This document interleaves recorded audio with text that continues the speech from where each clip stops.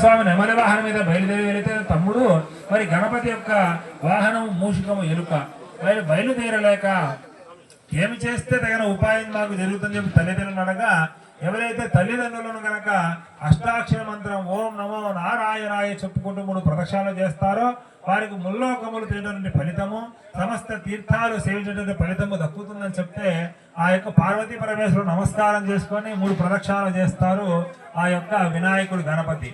అందువల్ల ఎక్కడ కుమారస్వామి మునుముందుగా వెళ్ళి స్నానం చేసి బయలుదేరదామన్న సమయంలో ఈయన వెళ్ళినటువంటి ప్రదేశానికి ముందుగా తన అన్నగారైన గణపతి గారు వచ్చి చక్కగా స్నానం చేసుకొని వెళ్ళే విధంగా కనిపిస్తున్నారు.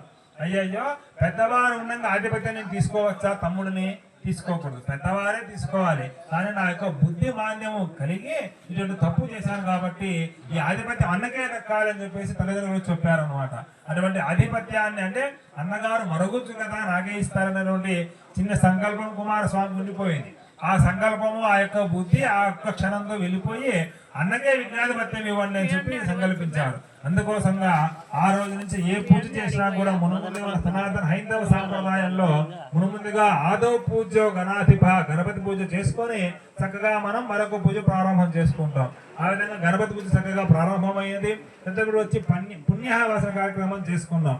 పకారం పాపనాశంచ యకారం దేహశుద్ధితం హకారం స్థాన శుద్ధి యొక్క ప్రదేశం మొత్తం కూడా శుద్ధి ఏర్పడాలి. ఎటువంటి శుద్ధి ఏర్పడాలి? మంత్రపూతముగా శుద్ధి ఏర్పడాలి. మన కంటికి కనిపిస్తున్నాం చక్కగా స్నానం చేసుకుంటాం.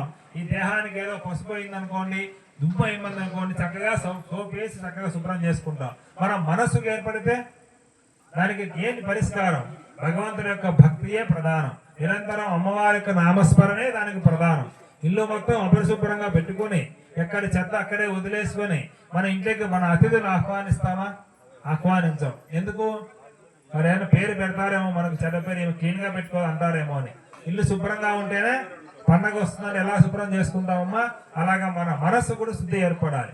అందుకోసంగా ఈ యొక్క కలశమునందు సమస్త నదీ తీర్థాలను గంగా, యమున, సరస్వతి, గోదా, నర్మదా, కావేరి పంచగంగలను ఆహ్వానం చేసుకొని చక్కగా వేద మంత్రముల చేత అభిమంత్రణ గావించుకున్నాం. ఆ యొక్క అభిమంత్రించిన జలమును మన యొక్క శరీరమునందు దేహమునందు అదేవిధంగా మన యొక్క కార్యక్రమం జరగడానికి కోసంగా ప్రతి వస్తువు కూడా మనం కొనుక్కు రావడం జరిగింది. విక్రయశాల తీసుకోవడం జరిగింది. మరి యొక్క అంత శుభ్రంగానే ఉంటుందా? ఒక్కొక్కరు ఒక విధంగా బయలుదేరింటారు ఉద్యోగాలు వాళ్ళ యొక్క వృత్తిరీత్యా. మరి వారు అపరిశుభ్రంగా ఉన్నారో లేదో తెలీదు. అదే తెలియాలి మనం వాడగలుగుతామో భగవంతునికి? వాడకూడదు. మా యొక్క శుద్ధి కోసముగా యొక్క స్థలము శుద్ధి జరగాలి, మన మనసు శుద్ధి కలగాలి, సంకల్పమైన సకల పూజా ద్రవ్యాల శుద్ధి కలగాలని చెప్పేసి చక్కగా మనము పుణ్యాహవాస కార్యక్రమం మనం చేసుకోవడం జరిగింది. చక్కగా ఆలయం మొత్తం సంప్రోక్షణ చేసుకున్నాం.